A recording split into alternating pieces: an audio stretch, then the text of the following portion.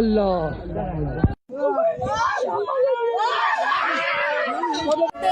Chief Masood का परिवार मारा गया है। जैश ए मोहम्मद के चीफ मसूद एक बड़ी कामयाबी भारतीय सेना के लिए, भारतीय सरकार के लिए। रात 12 बजे के करीब इंडिया ने पाकिस्तान के 9 सिटीज को टारगेट किया है और DGIS इंडिया अटैक्स पाकिस्तान, और इंडिया ने पाकिस्तान पर एक नहीं, दो नहीं, बल्कि 9 प्लेसेस को टारगेट किया है। ये कंफ्यूज लीडरशिप क्या करेगी, I have no idea.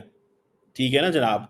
Last time वो कहते थे जी कि हमने, पाकिस्तान ने ये कहा लास्ट टाइम कि जी ये हमारे कवे चिड़ियां मार के चले गए। इस दफा उन्होंने कहा हम आपके कवे चिड़ियां नहीं मारेंगे, हम आपके बंदे मारेंगे। This is what they said.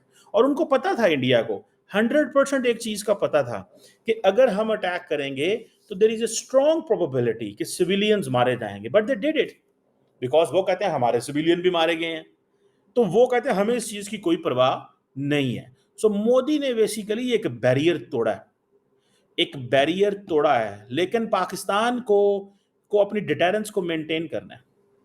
Pakistan को अपनी डिटेरेंस को मेंटेन करना है, और वो मेंटेन इस तरह किया। लोगों को नोटिफिकेशन भी जारी कर दिया गया है। इस वक्त की बहुत बड़ी खबर ये, फाइटर प्लेन अगर मार गिराया है तो इसका मतलब है कि फाइटर प्लेन ने कोशिश की होगी भारतीय एयर स्पेस में दाखिल होने की, और F-16 कोई मामूली विमान नहीं, अमेरिका का दिया हुआ आधुनिक विमानों में से एक है। और F-16 को अगर भारत ने मार गिराया है तो ये बड़े युद्ध की तरफ जाती हुई स्थितियां दिख रही है। डिफेंस सिस्टम भारत का पहले से ही सक्रिय था, एक्टिव था। S-400 ये जो एयर डिफेंस सिस्टम है ये पहले से एक्टिव था। और ये देखिए F-16 जिसने भारतीय वायु सीमा के अंदर घुसने की कोशिश की, उसे भारतीय वायुसेना के विमानों ने मार गिराया। बहुत बड़ी खबर है, भारत ने फाइटर प्लेन गिरा दिया। देखना होगा कि S-400 का इस्तेमाल हुआ है या हमारे लड़ाकू विमान ने ये F-16 की जो नापाक कोशिश थी उसको नाकाम किया है।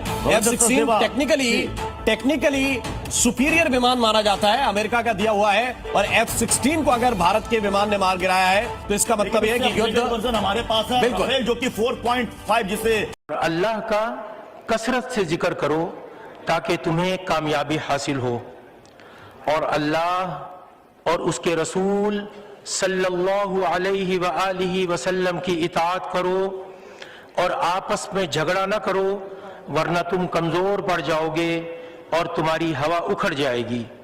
और सब्र से काम लो, यकीन रखो कि अल्लाह सब्र करने वालों के साथ है। वमा अलैना इल्लल बलाग। ने आनन फानन 10 मिनट के अंदर FIR रजिस्टर की, और उस पर उसके बाद हिंदुस्तान की मीडिया ने, हिंदुस्तान के सियासतदानों ने, एंकर्स ने पाकिस्तान के ऊपर बेजा इल्जामात की बौछार कर दी, और पूरी दुनिया को यह बावर कराने की कोशिश की कि खुदा न खास्ता इस वाकये में पाकिस्तान मुलव्वस है।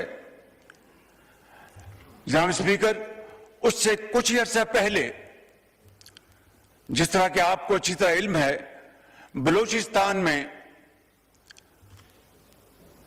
दहशतगर्दों ने ट्रेन हाईजैक की, और इसमें BLA के साथ TTP और उनके बैकर्स हमायती हिंदुस्तान के साथ ताने बाने मिलते थे, जिसका नाकाबिले तरदीद सबूत